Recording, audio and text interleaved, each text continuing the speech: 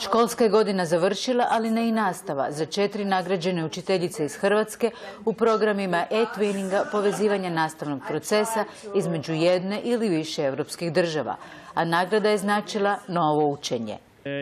Europska mreža škola omogućuje trening, radno obrazovanje, seminare i profesionalno usavršavanje ne samo u ovoj učionici, jer ova je učionica u pravom smislu laboratorij za nastavu budućnosti.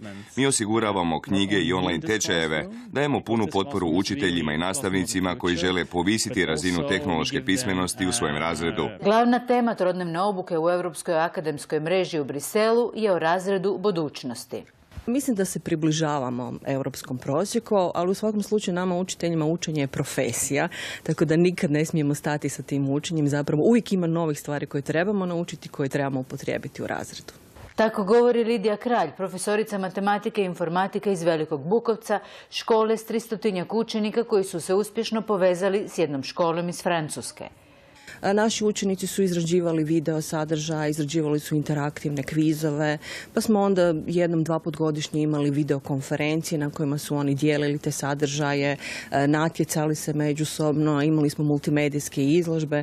Dakle, to je jedan način da matematiku poučavamo na drugačiji način, ali da učenici mogu svoje znanje usporediti sa znanjem učenika iz drugih zemalja i vidjeti da su ipak dobri, a ne tako loši u matematici kako misle.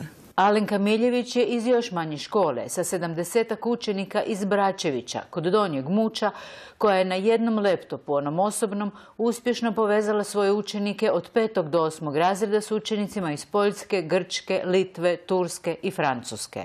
Naša škola zaista, evo, trudimo se da damo sve od sebe i da budemo u korak s vremenom u kojem živimo. Evo, iako smo u Svilaji, znamo gdje se nalazimo, na vrhu brda, tako reći, povezani smo sa cijelom Europom uz pomoć tehnologije, tako da ona zaista puno pruža. Mi ne putujemo, ali nam nova tehnologija otvara prozor u svijet. Škola iz Bračevića je bez obzira na nedostatak opreme naprednija od nekih iz velikih zemalja. Primjerice, škola za jezike iz Benidorma još nije ni počela s twinning projektima.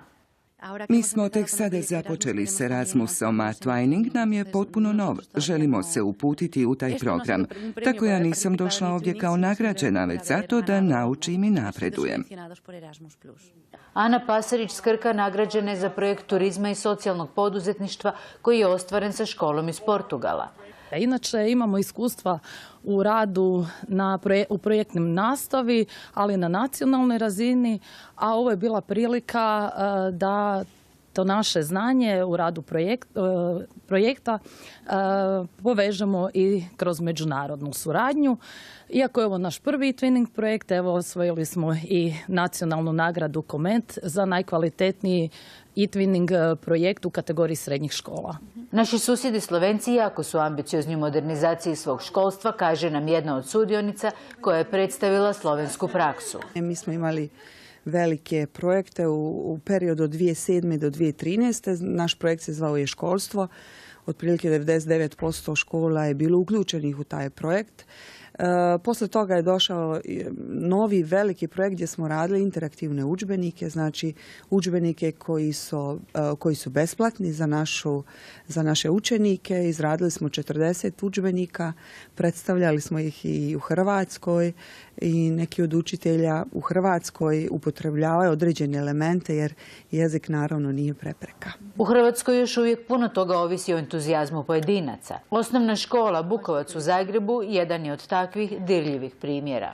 Obzirom da sam dobila 1. razred, htjela sam ih na taj možda malo drugačiji način uvesti u školovanje i našla sam kolegice koje koriste tehnologiju, znači diljem Hrvatske. To su bile kolegice iz Rijeke, Makarske, Maloga Lošinja, Osijeka i slično.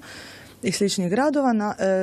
Sakupile smo se koristeći tu platformu i oni su na neki način mojim prvašićima pomogli da oni uđu jednostavnije i zabavnije u to cjelokupno školovanje. Pokazuje se da upotreba novih tehnologija dodatno motivira učenike, a kako se čini po ovoj radionici, ne samo učenike, već i nastavnike. Hrvatski su nastavnici jako veliki entuzijasti u ovoj radnoj skupini. Uvidio sam da se znatno koriste novim tehnologijama. Mnoge su učionice dobro opremljene, žele biti ukorak i na visokoj razini u novim tehnologijama.